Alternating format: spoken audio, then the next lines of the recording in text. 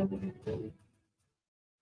ਸ਼੍ਰੀ ਅਕਾਲ। ਤੁਸੀਂ ਜੁੜੇ ਹੋਏ ਹੋ ਪੰਜਾਬੀ ਰੇਡੀਓ ਯੂਐਸਏ ਦੇ ਨਾਲ ਤੇ ਮੈਂ ਹਾਂ ਪ੍ਰਵੀਨ ਸ਼ਰਮਾ ਲੈ ਕੇ ਹਾਜ਼ਰ ਹਾਂ ਪੰਜਾਬੀ ਖਬਰਾਂ ਦੇ ਵੱਲ ਵਧਣ ਤੋਂ ਪਹਿਲਾਂ ਧੰਨਵਾਦ ਕਰਦੇ ਚੱਲੀਏ ਸਪਾਂਸਰਸ ਦਾ ਜਿਹੜੇ ਜ਼ਰੀਆ ਬਣਦੇ ਨੇ ਇਹਨਾਂ ਪ੍ਰੋਗਰਾਮਾਂ ਨੂੰ ਤੁਹਾਡੇ ਤੱਕ ਪਹੁੰਚਾਉਣ ਦੇ ਲਈ ਖਾਲਸਾ ਇੰਸ਼ੋਰੈਂਸ ਏਜੰਸੀ ਵਾਲੇ ਜਿਨ੍ਹਾਂ ਤੋਂ ਤੁਸੀਂ ਹਰ ਤਰੀਕੇ ਦੀ ਇੰਸ਼ੋਰੈਂਸ ਲੈ ਸਕਦੇ ਹੋ। ਇੰਸ਼ੋਰੈਂਸ ਬਾਰੇ ਪਤਾ ਕਰਨ ਦੇ ਲਈ ਇਹਨਾਂ ਦਾ ਨੰਬਰ ਹੈ 408 272 2500। ਇਹ 1992 ਤੋਂ ਲੈ ਕੇ ਹੁਣ ਤਾਈਂ ਇੰਸ਼ੋਰੈਂਸ ਦੇ ਵਿੱਚ ਸ਼ਾਨਦਾਰ ਸੇਵਾਵਾਂ ਦੇ ਰਹੇ ਨੇ ਤੇ ਅਮਰੀਕਾ ਭਰ ਦੇ ਵਿੱਚ ਇੰਸ਼ੋਰੈਂਸ ਕਰਦੇ ਨੇ। ਅੱਜ ਹੀ ਡਾਇਲ ਕਰੋ 408 272 2500।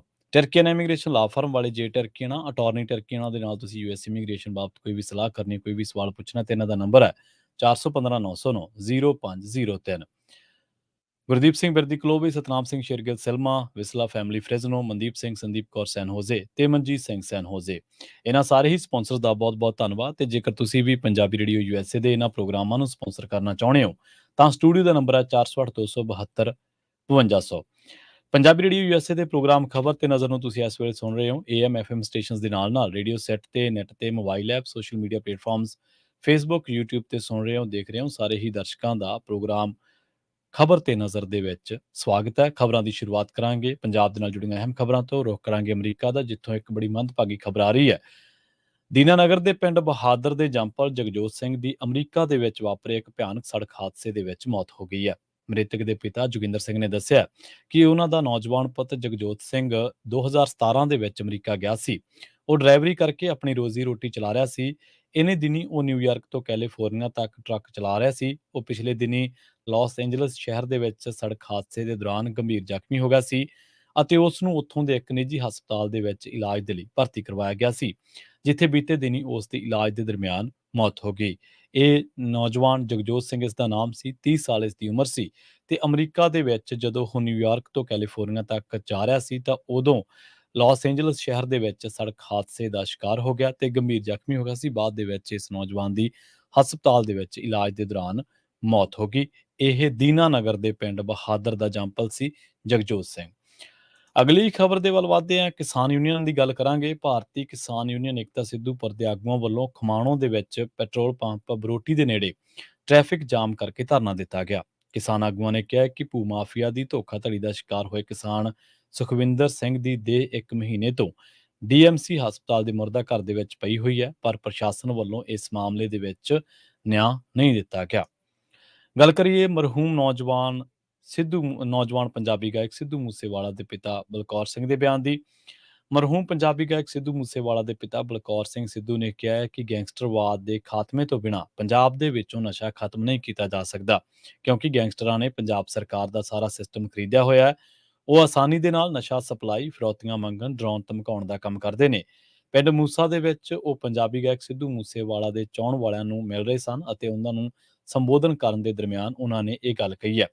ਉਹਨਾਂ ਨੇ ਕਿਹਾ ਕਿ ਹੁਣ ਲੋਕ ਸਭਾ ਚੋਣਾਂ ਦੇ ਲਈ ਆਮ ਆਦਮੀ ਪਾਰਟੀ ਦੇ ਕਨਵੀਨਰ ਅਰਵਿੰਦ ਕੇਜਰੀਵਾਲ, ਮੁੱਖ ਮੰਤਰੀ ਭਗਵੰਤ ਮਾਨ ਅਤੇ ਹੋਰ ਮੰਤਰੀ ਵੋਟਾਂ ਮੰਗਣ ਆਉਣਗੇ। ਕਾਨੂੰਨ ਦੇ ਦਾਇਰੇ ਦੇ ਵਿੱਚ ਰਹਿ ਕੇ ਉਹਨਾਂ ਨੂੰ ਘੇਰ ਕੇ ਸਵਾਲ ਪੁੱਛਣਾ ਹੈ ਕਿ ਪੰਜਾਬ ਦੇ ਇੰਨੇ ਮਾੜੇ ਹਾਲਾਤ ਕਿਵੇਂ ਹੋ ਗਏ।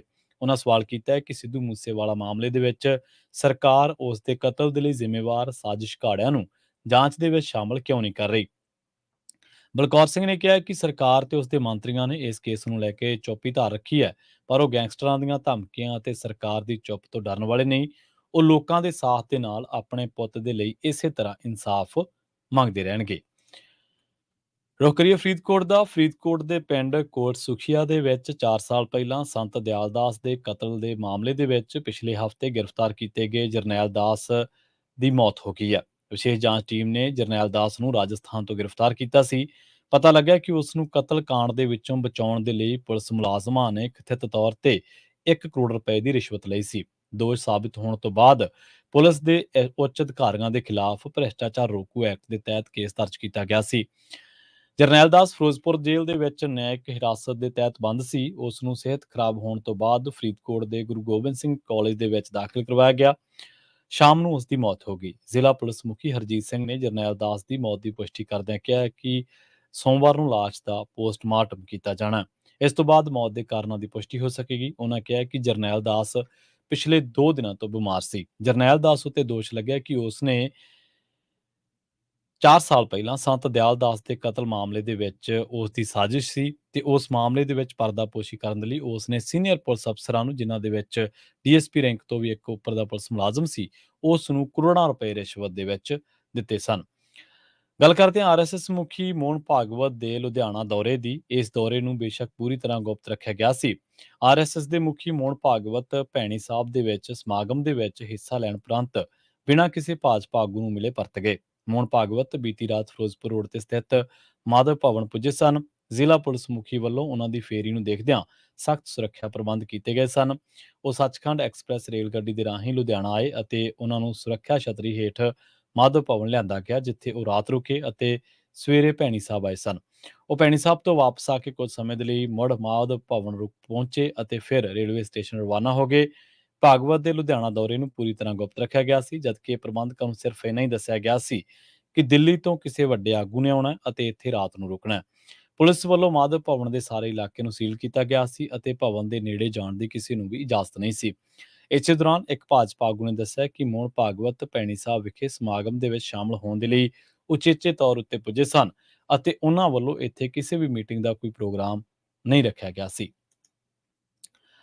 ਗੱਲ ਕਰਦੇ ਹਾਂ ਪੰਜਾਬ ਦੇ ਸਾਬਕਾ ਮੁੱਖ ਮੰਤਰੀ ਕੈਪਟਨ ਅਮਰਿੰਦਰ ਸਿੰਘ ਦੇ ਬਿਆਨ ਦੀ। ਭਾਰਤੀ ਜਨਤਾ ਪਾਰਟੀ ਦੇ ਸੀਨੀਅਰ ਆਗੂ ਅਤੇ ਪੰਜਾਬ ਦੇ ਸਾਬਕਾ ਮੁੱਖ ਮੰਤਰੀ ਕੈਪਟਨ ਅਮਰਿੰਦਰ ਸਿੰਘ ਨੇ ਸੋਨੀਆ ਗਾਂਧੀ ਦੇ ਨਾਲ ਮੀਟਿੰਗ ਦੀ ਸੋਸ਼ਲ ਮੀਡੀਆ ਤੇ ਚੱਲੀ ਚਰਚਾ ਨੂੰ ਸਿਰੇ ਤੋਂ ਖਾਰਜ ਕਰ ਦਿੱਤਾ ਹੈ।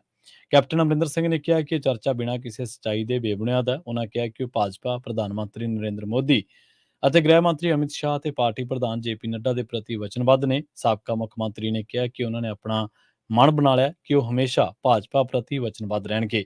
ਉਹ ਇਸ ਮੁਕਾਮ ਤੇ ਆ ਕੇ ਮੁੜ ਪਿੱਛੇ ਨਹੀਂ ਦੇਖ ਸਕਦੇ। ਉਹਨਾਂ ਦੀ ਜ਼ਿੰਦਗੀ ਦਾ ਇਹ ਸਿਧਾਂਤ ਹੈ ਕਿ ਇੱਕ ਵਾਰ ਕੀਤਾ ਫੈਸਲਾ ਉਹ ਕਦੇ ਵਾਪਸ ਨਹੀਂ ਲੈਂਦੇ। ਦੂਜੇ ਪਾਸੇ ਪੰਜਾਬ ਕਾਂਗਰਸ ਲੀਡਰਸ਼ਿਪ ਨੇ ਆਗਾਮੀ ਲੋਕ ਸਭਾ ਚੋਣਾਂ ਦੇ ਮੱਦੇਨਜ਼ਰ ਪਾਰਟੀ ਛੱਡ ਕੇ ਭਾਜਪਾ ਦੇ ਵਿੱਚ ਸ਼ਾਮਲ ਹੋਣ ਵਾਲਿਆਂ ਦੀ ਘਰ ਵਾਪਸੀ ਕਰਵਾਉਣ ਦੇ ਲਈ ਮੀਟਿੰਗਾਂ ਦਾ ਦੌਰ ਸ਼ੁਰੂ ਕਰ ਦਿੱਤਾ ਹੈ। ਇਹ ਵੀ ਜਾਣਕਾਰੀ ਮਿਲੀ ਹੈ ਕਿ ਅਮਰਿੰਦਰ ਸਿੰਘ ਦੀ ਅਗਵਾਈ ਹੇਠਲੀ ਕਾਂਗਰਸ ਸਰਕਾਰ ਸਮੇਂ ਮੰਤਰੀ ਰਹੇ 3 ਆਗੂਆਂ ਦੀ ਕਾਂਗਰਸ ਦੇ ਵਿੱਚ ਘਰ ਵਾਪਸੀ ਹੋ ਸਕਦੀ ਹੈ, ਪਰ ਇਸ ਮਾਮਲੇ ਦੇ ਵਿੱਚ ਸੂਬੇ ਦੇ ਸਿਖਰਲੇ ਆਗੂਆਂ ਨੇ ਮੂੰਹ ਖੋਲਣ ਤੋਂ ਗੁਰੇਜ਼ ਕੀਤਾ ਹੈ। ਦੱਸਣਾ ਬਣਦਾ ਹੈ ਕਿ ਕਾਂਗਰਸ ਸਰਕਾਰ ਦੇ ਵਿੱਚ ਮੰਤਰੀ ਰਹੇ ਮਨਪ੍ਰੀਤ ਸਿੰਘ ਬਾਦਲ, ਗੁਰਪ੍ਰੀਤ ਸਿੰਘ ਕਾਂਗੜ, ਰਾਜਕੁਮਾਰ ਵੇਰਕਾ, ਸੁੰਦਰ ਸ਼ਾਮ ਅਰੋੜਾ, ਬਲਬੀਰ ਸਿੰਘ ਸਿੱਧੂ ਅਤੇ ਰਾਣਾ ਗੁਰਮੀਤ ਸੋਢੀ ਕਾਂਗਰਸ ਛੱਡ ਕੇ ਭਾਜਪਾ ਦੇ ਵਿੱਚ ਸ਼ਾਮਲ ਹੋ ਗਏ ਸਨ। ਇਸ ਤੋਂ ਇਲਾਵਾ ਰਾਜਕੁਮਾਰ ਵੇਰਕਾ ਦੇ ਨਾਲ ਕਈ ਹੋਰ ਸੀਨੀਅਰ ਆਗੂ ਵੀ ਭਾਜਪਾ ਦੇ ਵਿੱਚ ਸ਼ਮੂਲੀਅਤ ਕਰ ਗਏ ਸਨ। ਲੰਘੇ ਦਿਨੀ ਕਾਂਗਰਸ ਦਾ ਇੱਕ ਹੋਰ ਵੱਡਾ ਆਗੂ ਭਾਜਪਾ ਦੇ ਵਿੱਚ ਸ਼ਮੂਲੀਅਤ ਕਰ ਗਿਆ ਸੀ। ਬੇਸ਼ੱਕ ਕੈਪਟਨ ਅਮਰਿੰਦਰ ਸਿੰਘ ਕਹਿ ਚੁੱਕੇ ਨੇ ਕਿ ਉਹ ਕਦੇ ਵੀ ਇੱਕ ਵਾਰੀ ਫੈਸਲਾ ਲੈ ਕੇ ਵਾਪਸ ਨਹੀਂ ਲੈਂਦੇ, ਪਰ ਇਹ ਉਹੀ ਕੈਪਟਨ ਅਮਰਿੰਦਰ ਸਿੰਘ ਨੇ ਜਿਨ੍ਹਾਂ ਨੇ ਪੰਜਾਬ ਦੇ ਲੋਕਾਂ ਦੇ ਨਾਲ 4 ਹਫ਼ਤਿਆਂ ਦੇ ਵਿੱਚ ਨਸ਼ਾ ਖਤਮ ਕਰਨ ਦਾ ਵਾਅਦਾ ਕੀਤਾ ਸੀ। ਇਹ ਉਹੀ ਕੈਪਟਨ ਅਮਰਿੰਦਰ ਸਿੰਘ ਨੇ ਜਿਨ੍ਹਾਂ ਨੇ ਦਰਬਾਰ ਸਾਹਿਬ ਤੇ ਹਮਲੇ ਤੇ ਹੋਏ ਮੱਦੇਨਜ਼ਰ ਨਾਰਾਜ਼ਗੀ ਦੇ ਕਰਕੇ ਕਾਂਗਰਸ ਜਿਹੜੀ ਪਾਰਟੀ ਆ ਉਹ ਛੱਡ ਦਿੱਤੀ ਸੀ ਤੇ ਬਾਅਦ ਦੇ ਵਿੱਚ ਇਹਨਾਂ ਨੇ ਉਸੇ ਕਾਂਗਰਸ ਪਾਰਟੀ ਤੋਂ 2 ਵਾਰੀ ਮੁੱਖ ਮੰਤਰੀ ਬਣੇ। ਗੱਲ ਕਰਦੇ ਹਾਂ ਕੁਝ ਕੌਮੀ ਖਬਰਾਂ ਦੀ। ਸ਼ੁਰੂਆਤ ਕਰਾਂਗੇ ਕਾਂਗਰਸੀ ਆਗੂ ਰਾਹੁਲ ਗਾਂਧੀ ਦੇ ਬਿਆਨ ਤੋਂ। ਕਾਂਗਰਸੀ ਆਗੂ ਰਾਹੁਲ ਗਾਂਧੀ ਨੇ ਪੈਰਿਸ ਦੇ ਵਿੱਚ ਵਿਦਿਆਰਥੀਆਂ ਤੇ ਅਕਾਦਮਿਸ਼ੀਅਨਾਂ ਦੇ ਨਾਲ ਗੱਲਬਾਤ ਕਰਦਿਆਂ ਭਾਜਪਾ ਨੂੰ ਨਿਸ਼ਾਨੇ ਤੇ ਲਿਆ ਅਤੇ ਕਿਹਾ ਕਿ ਭਾਰਤ ਦੀ ਹਾਕਮ ਧਿਰ ਕਿਸੇ ਵੀ ਕੀਮਤ ਤੇ ਸੱਤਾ ਹਾਸਲ ਕਰਨਾ ਚਾਹੁੰਦੀ ਹੈ ਅਤੇ ਉਹ ਜੋ ਕਰ ਰਹੀ ਹੈ ਉਸ ਦੇ ਵਿੱਚ ਹਿੰਦੂ ਹੋਣ ਜਿਹਾ ਕੁਝ ਵੀ ਨਹੀਂ ਹੈ। ਪੈਰਿਸ ਦੇ ਵਿੱਚ ਸਾਇੰਸ ਪੋ ਯੂਨੀਵਰਸਿਟੀ ਦੇ ਵਿੱਚ ਵਿਦਿਆਰਥੀਆਂ ਦੇ ਨਾਲ ਗੱਲਬਾਤ ਦੇ ਦੌਰਾਨ ਰਾਹੁਲ ਗਾਂਧੀ ਨੇ ਆਪਣੀ ਭਾਰਤ ਜੋੜੋ ਯਾਤਰਾ, ਭਾਰਤ ਦੇ ਜਮਹੂਰੀ ਢਾਂਚੇ ਦੀ ਰਾਖੀ ਦੇ ਲਈ ਵਿਰੋਧੀ ਪਾਰਟੀਆਂ ਵੱਲੋਂ ਬਣਾਏ ਗਏ ਗੱਠਜੋੜ, ਬਦਲ ਰਹੇ ਆਲਮੀ ਪ੍ਰਬੰਧ ਸਮੇਤ ਹੋਰ ਬਹੁਤ ਸਾਰੇ ਮਸਲਿਆਂ ਬਾਰੇ ਵਿਚਾਰ ਚਰਚਾ ਕੀਤੀ। ਉਹਨਾਂ ਇਸ ਗੱਲ ਤੇ ਜ਼ੋਰ ਦਿੱਤਾ ਹੈ ਕਿ ਵਿਰੋਧੀ ਧਿਰ ਭਾਰਤ ਦੀ ਰੂਹ ਦੇ ਲਈ ਰਾਖੀ ਕਰਨ ਦੇ ਲਈ ਲੜਨ ਨੂੰ ਤਿਆਰ ਹੈ ਅਤੇ ਕਿਹਾ ਹੈ ਕਿ ਦੇਸ਼ ਜਲਦੀ ਹੀ ਮੌਜੂਦਾ ਸੰਕਟ ਤੋਂ ਉੱਭਰ ਜਾਵੇਗਾ। ਹਿੰਦੂ ਰਾਸ਼ਟਰਵਾਦ ਬਾਰੇ ਪੁੱਛੇ ਗਏ ਇੱਕ ਸਵਾਲ ਦੇ ਜਵਾਬ ਦੇ ਵਿੱਚ ਰਾਹੁਲ ਗਾਂਧੀ ਨੇ ਕਿਹਾ ਹੈ ਕਿ ਮੈਂ ਗੀਤਾ ਪੜ੍ਹੀ ਹੈ ਤੇ ਕਈ ਉਪਨਿਸ਼ਦ ਵੀ ਪੜ੍ਹੇ ਨੇ। ਮੈਂ ਹਿੰਦੂ ਧਰਮ ਬਾਰੇ ਕਈ ਕਿਤਾਬਾਂ ਪੜ੍ਹੀਆਂ, ਪਰ ਭਾਜਪਾ ਜੋ ਕਰ ਰਹੀ ਹੈ ਉਸ ਦੇ ਵਿੱਚ ਹਿੰਦੂ ਹੋਣ ਜਿਹਾ ਕੁਝ ਵੀ ਨਹੀਂ ਹੈ। ਉਹਨਾਂ ਕਿਹਾ ਕਿ ਮੈਂ ਕਿਤੇ ਵੀ ਕਿਸੇ ਵੀ ਹਿੰਦੂ ਕਿਤਾਬ ਦੇ ਵਿੱਚ ਕਿਸੇ ਵਿਦਵਾਨ ਹਿੰਦੂ ਵਿਅਕਤੀ ਤੋਂ ਇਹ ਪੜ੍ਹਿਆ ਸੁਣਿਆ ਨਹੀਂ ਹੈ ਕਿ ਤੁਹਾਨੂੰ ਆਪਣੇ ਤੋਂ ਕਮਜ਼ੋਰ ਲੋਕਾਂ ਨੂੰ ਡਰਾਉਣਾ ਚਾਹੀਦਾ ਹੈ, ਉਹਨਾਂ ਨੂੰ ਨੁਕਸਾਨ ਪਹੁੰਚਾਉਣਾ ਚਾਹੀਦਾ ਹੈ। ਉਹਨਾਂ ਕਿਹਾ ਕਿ ਇਹ ਵਿਚਾਰ, ਇਹ ਸ਼ਬਦ ਹਿੰਦੂ ਰਾਸ਼ਟਰਵਾਦੀ, ਇਹ ਗਲਤ ਸ਼ਬਦ ਨੇ। ਉਹ ਹਿੰਦੂ ਰਾਸ਼ਟਰਵਾਦੀ ਨਹੀਂ ਨੇ, ਉਹਨਾਂ ਦਾ ਹਿੰਦੂ ਧਰਮ ਦੇ ਨਾਲ ਕੋਈ ਲੈਣਾ ਦੇਣਾ ਵੀ ਨਹੀਂ ਹੈ। ਉਹ ਕਿਸੇ ਵੀ ਕੀਮਤ ਤੇ ਸੱਤਾ ਹਾਸਲ ਕਰਨਾ ਚਾਹੁੰਦੇ ਨੇ ਅਤੇ ਇਸ ਦੇ ਲਈ ਉਹ ਕੁਝ ਵੀ ਕਰ ਸਕਦੇ ਨੇ। ਉਹ ਭਾਜਪਾ ਦੇ ਸੰਦਰਭ ਦੇ ਵਿੱਚ ਇਹ ਗੱਲ ਕਰ ਰਹੇ ਸਨ। ਉਹਨਾਂ ਕਿਹਾ ਕਿ ਉਹ ਕੁਝ ਲੋਕਾਂ ਦੀ ਮਾਲਕੀ ਚਾਹੁੰਦੇ ਨੇ ਅਤੇ ਉਹਨਾਂ ਦੇ ਵਿੱਚ ਹਿੰਦੂ ਜਿਹਾ ਕੁਝ ਵੀ ਨਹੀਂ ਹੈ। ਕਾਂਗਰਸੀ ਆਗੂ ਨੇ ਕਿਹਾ ਕਿ ਭਾਰਤ ਦੇ 60% ਲੋਕਾਂ ਨੇ ਵਿਰੋਧੀ ਪਾਰਟੀਆਂ ਨੂੰ ਵੋਟ ਦਿੱਤੀ ਹੈ, ਜਦਕਿ ਸਿਰਫ 40% ਲੋਕਾਂ ਨੇ ਹਾਕਮ ਧਿਰ ਨੂੰ ਵੋਟ ਪਾਈ ਹੈ। ਉਹਨਾਂ ਕਿਹਾ ਕਿ ਇਸ ਦੇ ਲਈ ਇਹ ਕਹਿਣਾ ਕਿ ਬਹੁ ਗਿਣਤੀ ਲੋਕਾਂ ਨੇ ਭਾਜਪਾ ਨੂੰ ਵੋਟ ਪਾਈ ਹੈ, ਗਲਤ ਵਿਚਾਰ ਹੈ। ਬਹੁ ਗਿਣਤੀ ਲੋਕਾਂ ਨੇ ਅਸਲ ਦੇ ਵਿੱਚ ਉਹਨਾਂ ਕਿਹਾ ਕਿ ਸਾਨੂੰ ਵੋਟਾਂ ਪਾਈਆਂ। ਭਾਰਤ ਇੰਡੀਆ ਵਿਵਾਦ ਬਾਰੇ ਰਾਹੁਲ ਗਾਂਧੀ ਨੇ ਕਿਹਾ ਕਿ ਸੰਵਿਧਾਨ ਦੇ ਵਿੱਚ ਕਿਹਾ ਗਿਆ ਕਿ ਇੰਡੀਆ ਜੋ ਕਿ ਭਾਰਤ ਹੈ, ਰਾਜਾਂ ਦਾ ਇੱਕ ਸੰਘ ਹੈ। ਉਹਨਾਂ ਕਿਹਾ ਕਿ ਇਸ ਦੇ ਲਈ ਸਾਰੇ ਰਾਜ ਮਿਲ ਕੇ ਭਾਰਤ ਜਾਂ ਇੰਡੀਆ ਬਣਾਉਂਦੇ ਨੇ। ਸਭ ਤੋਂ ਅਹਿਮ ਗੱਲ ਇਹ ਹੈ ਕਿ ਇਹਨਾਂ ਸਾਰੇ ਰਾਜਾਂ ਦੇ ਲੋਕਾਂ ਦੀ ਗੱਲ ਸਪਸ਼ਟਤਾ ਦੇ ਨਾਲ ਸੁਣੀ ਜਾਣੀ ਚਾਹੀਦੀ ਹੈ ਅਤੇ ਕਿਸੇ ਦੀ ਆਵਾਜ਼ ਦਬਾਈ ਨਹੀਂ ਜਾਣੀ ਚਾਹੀਦੀ।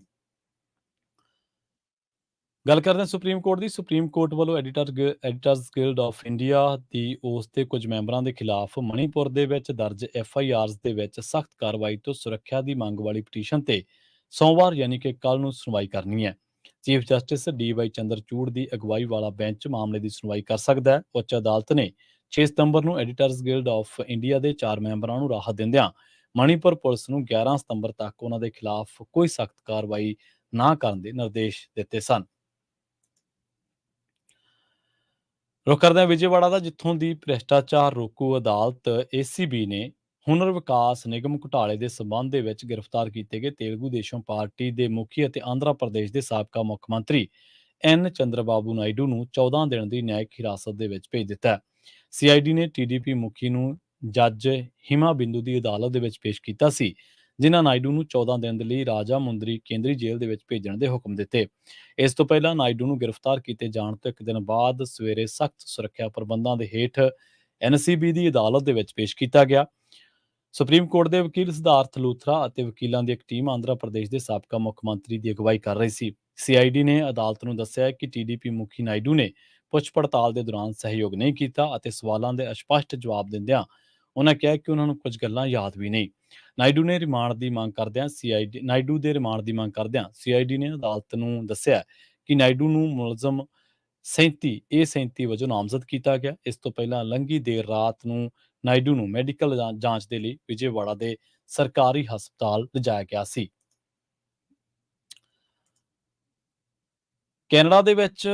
ਕੈਨੇਡਾ ਦੇ ਪ੍ਰਧਾਨ ਮੰਤਰੀ ਜਸਟਿਨ ਟਰੂਡੋ ਨੇ ਇੱਕ ਬਿਆਨ ਦਿੱਤਾ ਤੇ ਉਹਨਾਂ ਦਾ ਬਿਆਨ ਹੁਣ ਖਾਲਿਸਤਾਨ ਦੇ ਨਾਲ ਜੋੜ ਕੇ ਦੇਖਿਆ ਜਾ ਰਿਹਾ ਹੈ।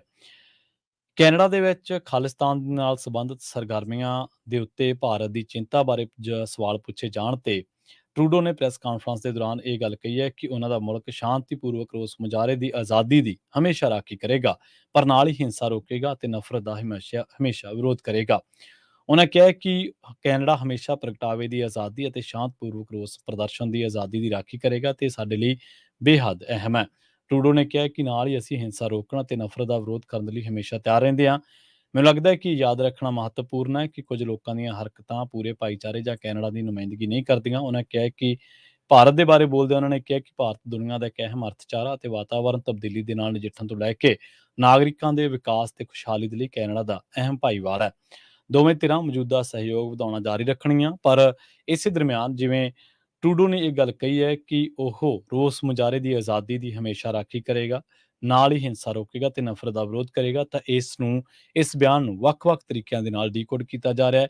ਇਸ ਬਿਆਨ ਨੂੰ ਇਸ ਤਰੀਕੇ ਨਾਲ ਵੀ ਦੇਖਿਆ ਜਾ ਰਿਹਾ ਕਿ ਜਸਟਿਨ ਟਰੂਡੋ ਕਦੇ ਵੀ ਉੱਥੋਂ ਜਿਸ ਤਰੀਕੇ ਦੀ ਮੰਗ ਕੀਤੀ ਜਾਂਦੀ ਹੈ ਤਾਂ ਉਸ ਮੰਗ ਨੂੰ ਕਦੇ ਵੀ ਨਜ਼ਰਅੰਦਾਜ਼ ਜਾਂ ਉਸ ਮੰਗ ਨੂੰ ਕਦੇ ਵੀ ਨਹੀਂ ਦਬਾਉਣਗੇ, ਪਰ ਜਿਹੜਾ ਭਾਰਤ ਪੱਖੀ ਮੀਡੀਆ ਉਹ ਇਸ ਬਿਆਨ ਨੂੰ ਆਪਣੇ ਤਰੀਕੇ ਦੇ ਨਾਲ ਪੇਸ਼ ਕਰ ਰਿਹਾ। ਪ੍ਰੋਗਰਾਮ ਖਬਰ ਤੇ ਨਜ਼ਰ ਨੂੰ ਆਪਾਂ ਇੱਥੇ ਸਮਾਪਤ ਕਰਾਂਗੇ। ਮੈਨੂੰ ਪ੍ਰਵੀਨ ਸ਼ਰਮਾ ਨੂੰ ਇੱਥੇ ਦਿਓ ਇਜਾਜ਼ਤ। ਜੁੜੇ ਰਹੋ ਪੰਜਾਬੀ ਰੇਡੀਓ USA ਦੇ ਨਾਲ ਤੇ ਆਖਰ ਦੇ ਵਿੱਚ ਇੱਕ ਵਾਰ ਫਿਰ ਤੋਂ ਤੁਹਾਡਾ ਸਭ ਦਾ ਬਹੁਤ ਬਹੁਤ ਧੰਨਵਾਦ। ਸਤਿ ਸ਼੍ਰੀ ਅਕਾਲ।